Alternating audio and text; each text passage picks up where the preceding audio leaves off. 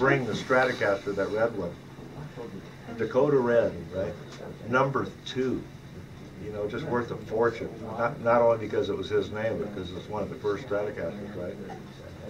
And I got tapes, you know, where we were playing with him. And he goes, on one of the tapes, he's going, "Ladies and gentlemen, if you hear any mistakes, blame this guy.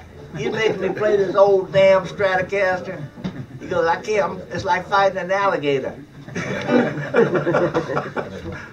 So, he was a trip, man. But he, you know, it was really fun playing with that guy.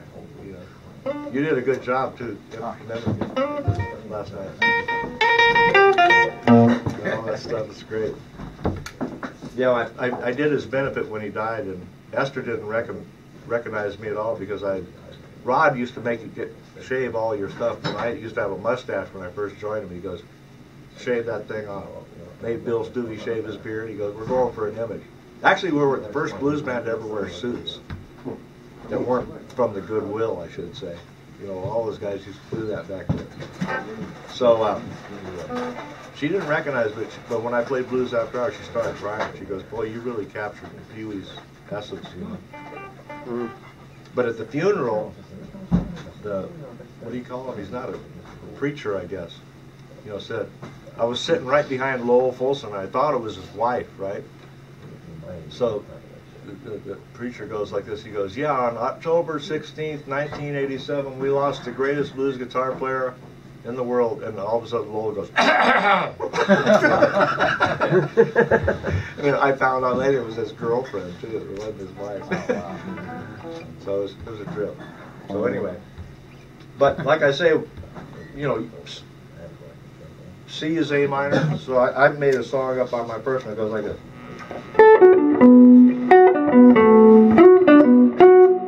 So that's in D. That would be B would be your like C, A minor. So you just go.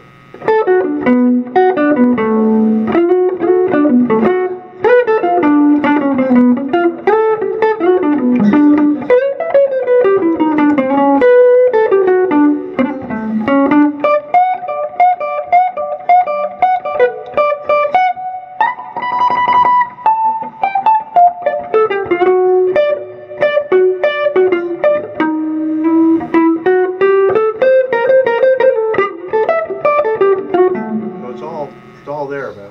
You just got to find it.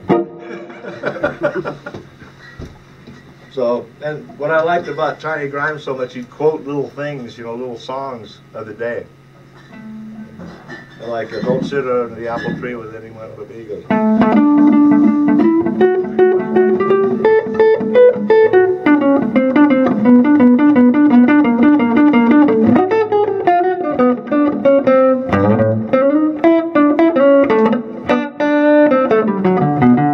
that's another thing I recommend is when you're playing the sixth chord,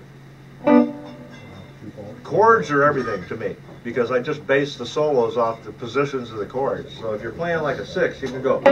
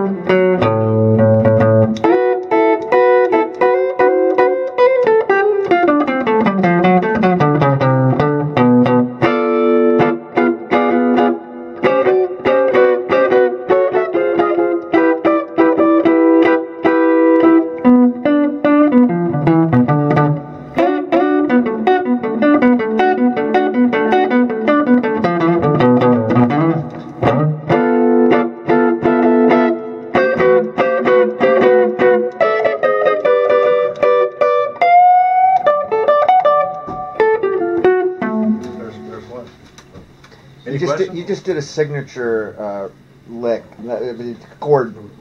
fill right there. Yeah. Din, din, din, din, din, din, din, din. Can Yeah. you show me that, or explain what that is? It's a substitution. Okay, this one? No, it's a full chord. Oh, what the hell? Din, din, din, din, din, din, din. I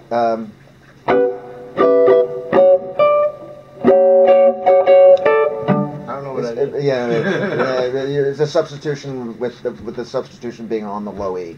On the low E. Yeah, and it was a full chord, and it's so much a part of your signature E. stuff. I don't know. Something you did up higher. Anyway, when you hit it again, I'll say that's it. I'll eventually hit it again. You will. You will. Another thing I figured out. It is. Yeah.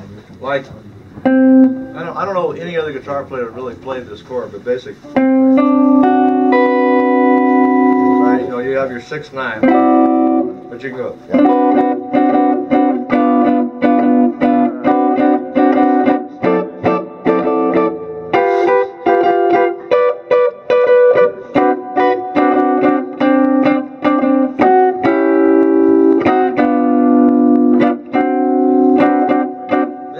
Figuring out chords that don't even have the root in it, period. That's these. You can go like this.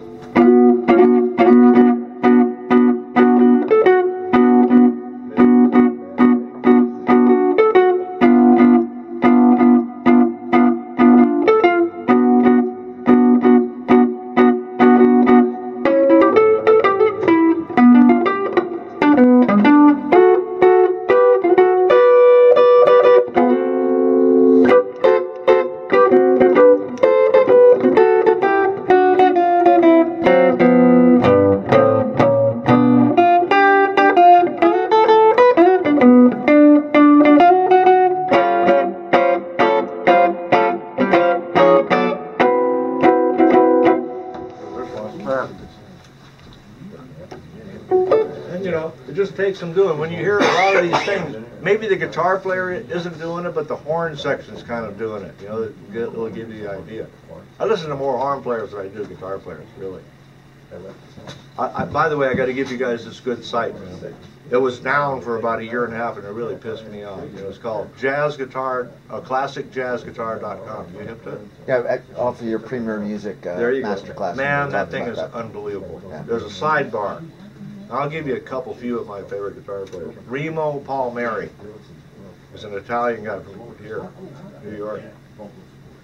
And he played with, what was the guy's name? Freddie Slack. Freddie Slack, you know, piano player, white piano player. Man, that guy was unreal. Another one, Billy Mackel. He played guitar left-handed with Lionel Hampton. Amazing. There's videos of him playing too. Let's see who else is on there. Arv Garrison. You know, anybody? ARV Garrison. So he's the pride of, I think it's Toledo, Ohio. He died very young because he had epilepsy, and he died, you know, he had a stroke in the bathtub. But man, he's one of the few white guys that ever played guitar with Bird. And he's just incredible. And you know, of course, Teddy Bunn's on there, and Bill Jennings. Let's see. There's many. You know, you'll just find the bluesier guys. I mean, it's not all jazz. You know, it's 12-bar stuff. It's pretty neat. Who played guitar on early Charles Brown recordings? Johnny Moore. Johnny Moore did. Great, man. Yeah, I was just listening to Trouble No More. Oh, God. Yeah. And then Oscar Moore is on solo too. Those guys are like guitar gods. I got to tell you something about that. David Lee Bartell, who was one of the guitar players in the Red Devils, you know, the original band. Right. When I first got to L.A., you know, we were sleeping over. Me and Stubby were sleeping in these. We called it the guest beds. They were just basically mats with a sleeping bag on them on the floor, you know, to play our weekend gigs when we were first coming. So David Lee came over there and he goes, "Hey man, who are you into?" and all this stuff. And I go, "Well, I'm trying to get on the, you know, like the West Coast sound and stuff like that." He goes, "You want to meet Oscar Moore?" And I go, "Yeah." I go, "Where is he?" And he goes, he has a parking lot. That's what he did, right? So I come up to him and I go, "Man," I go, "you're one of my favorite guitar players." Yeah. He goes, "Man, look at this. Let me tell you something. I won the Metronome All-Star like 4 times, and he goes, I didn't get nothing out of the deal. You know, he goes, just like Elvis with Scotty Moore. You know, they pick out the head guy, and they go, this band is nothing. We got a band for you. They're ugly. Or, you know, whatever the reason is, you know what I'm saying? So he was so discouraged, you know, that he had his guitar, he said, for years underneath his bed. And then eventually he just sold all of his stuff and got a parking lot. And just with the money he had, and he said, this is how I make my living right now. He just sat out there all day in this parking lot. Can you believe that? One of the best guitar players in the world. They were considered guitar gods, both of them. And Johnny knew a lot more stuff than he ever played with Charles Brown. They could play real songs, you know. You ever heard the September song? Gabe Mouth Brown does it with a vibrato. It's great. It goes,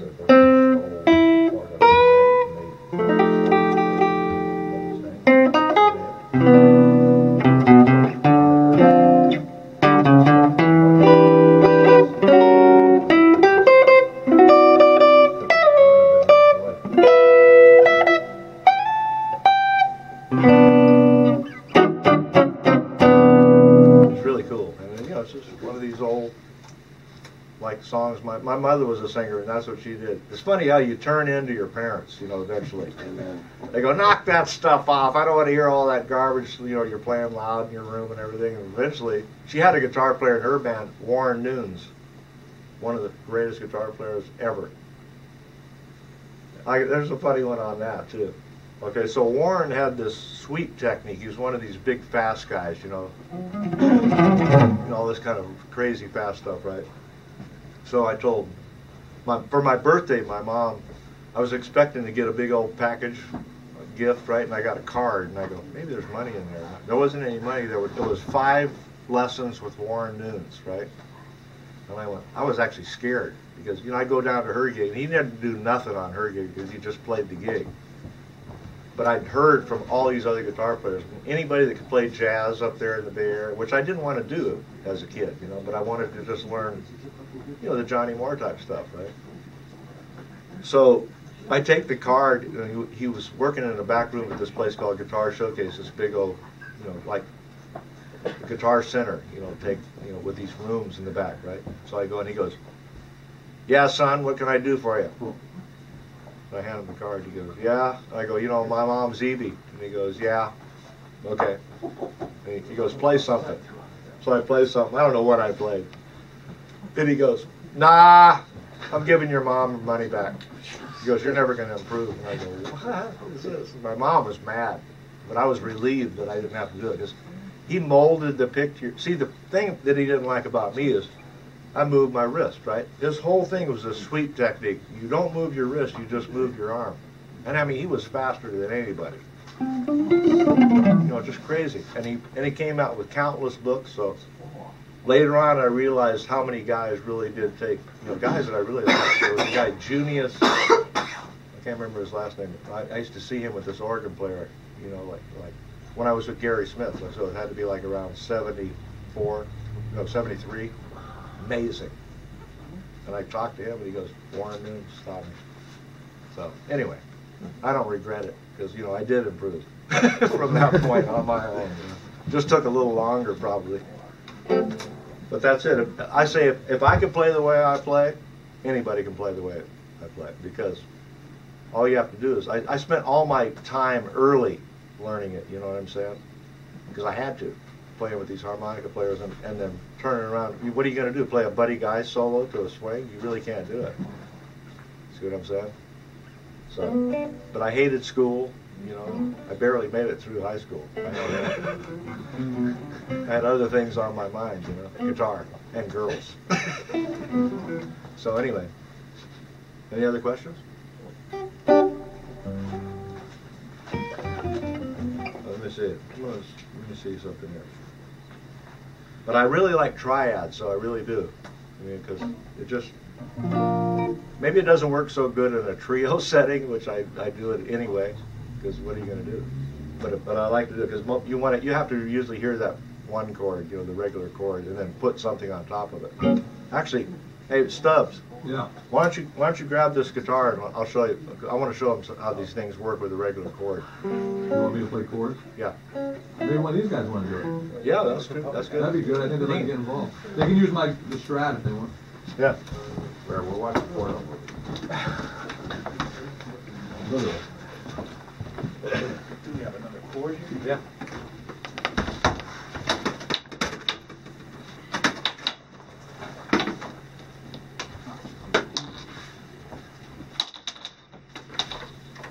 You have to back that thing off to 3 or so to get a. Hey, I clean recommend tone these out of it. chords too, man. You can get these for $15, man. These they're called South Creek guitar cables, and they show you the insides of the big expensive Mogami cables and the what is the other one you said? Monster.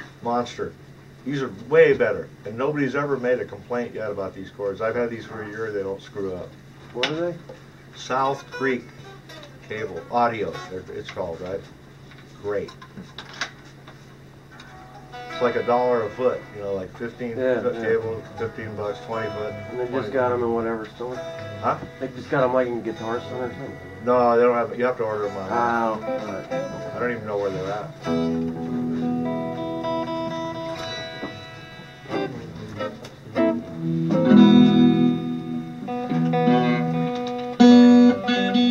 Hey man, it's the blues. That's close enough.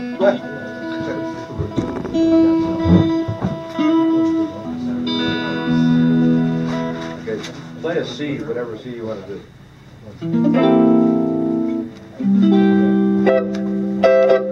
Okay, so there would just the root triad would be good for like a major chord, right? You go.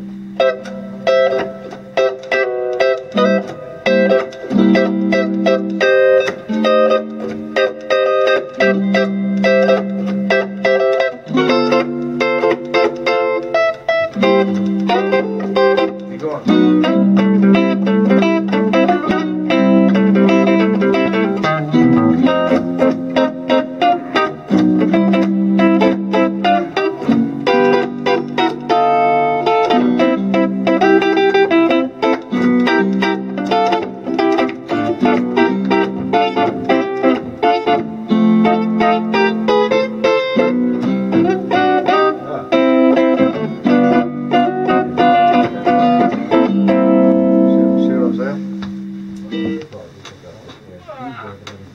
Do you practice scales at all?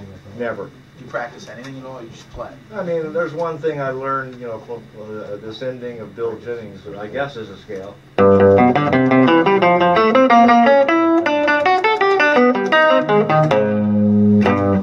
Wow. That's an ending of Bill Jennings. That's an ending? That's an ending of the song. Like the band stopped and just go.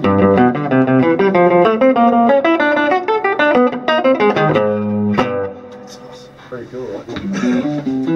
It's based off the fifth cycle of Yeah, fifths. it's like that. And then you go up a half step. Just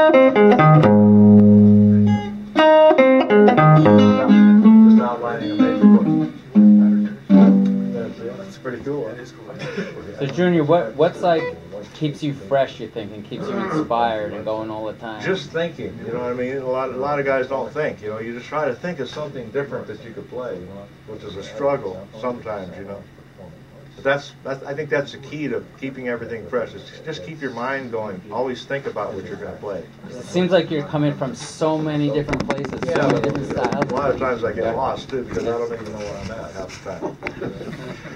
And sometimes it doesn't work, but if it's 3 quarters, that's pretty good. Pretty good odds, It's better than gambling. I think your chord knowledge helps you with that. It really does. That's why I learned chords first. That's what I was going to say I meant to say it at the very beginning. Most guitar players, especially guys that I've taught throughout the years, they could solo, but they don't know anything about what they're really doing there. But if you learn the chords, I learned the chords first. I was basically a rhythm guitar player. Matter of fact, Gary would always get another guitar player in there, and I could solo, but he didn't like it. And the other guys were terrible. They were just nothing I wanted to play. Like one guy sounded like Santana, and the other guy was Mike Bloomfield. There's nothing wrong with him. Don't get me wrong. He's dead. But it was basically out of context for the Walter stuff. You know what I'm saying? Yeah. So it really helped learning the chords because, like I say, outlining chords I think is a really big part of blues swing type stuff. Well, the passing chords. Like like Barney Kelso will go like this. He'll go. You go say. I can't even do it unless I'm playing a song. Play in G. Well, let's go on B flat. Sure. Like a swing. Just go like it. Let's do something in C.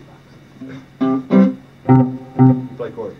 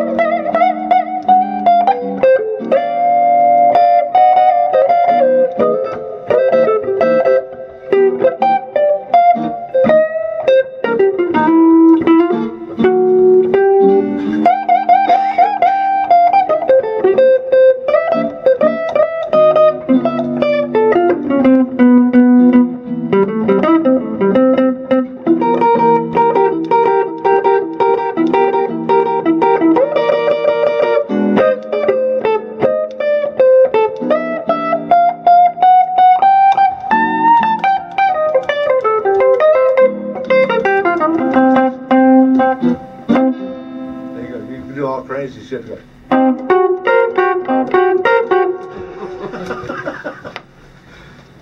I'm known for that too, playing dissonant stuff. You played something on the phone for me when we talked that time. It was like a Viking theme song or something. You said Oh yeah. That's it goes like this.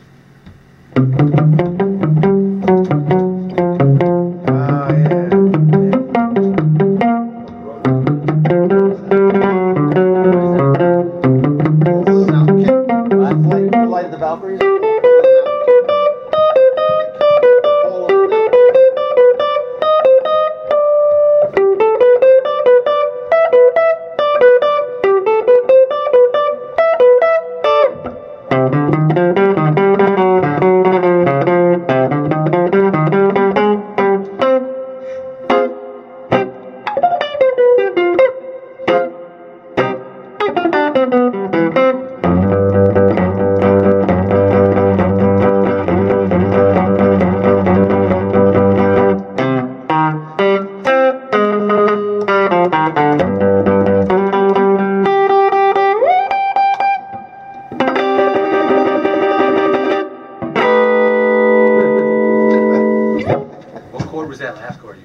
That's an augmented chord. Oh, okay. With an F in the bass. Hit a low F in the bass there. Just just one note. Yeah, lowest F. Clear it up. Yeah, put a bass on it. Okay, well, 1, 2, 3, 4. See what I'm saying? So that's what makes it sound weird right there. Weirder than what it is. So we're in C minor, and then you end on that. So it's pretty cool. Hey Junior, did you learn Buddy Guy solos and B.B. King solos? And Oh stuff? yeah. Yeah. I did that We'll first. talk about that too. Huh? We'll talk about that, how you, because when you play Buddy Guy tune, you play more like in that bag, but it still sounds like you. Exactly, Or but B.B. here's King. the thing. Before I really was even heard B.B. King, other than maybe the typical song on the radio back then, Peter Green was my favorite guitar player. When I first heard him, you had everybody got introduced when the Beatles came out. It all carried through. Everybody's getting Melody Maker magazine, looking at all these amps these guys played through, and I always liked Jeff Beck. In the Yardbirds, I thought I was Jeff Beck when I was a kid. I had every fuzz tone known to man.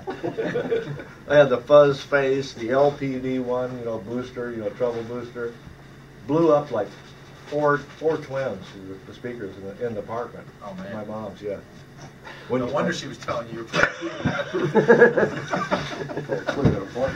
What was the other one? I had the Boss Tone, you know, that plugged into the guitar. Because I saw the guy, Randy California and Spirit. You know, all these bands were always up at the Fillmore, you know. So you're looking at it, and you had a Dan Electro with one pickup with a Boss Tone in there, and you could just hold a note forever with that stuff. You had to have a big muff too, right?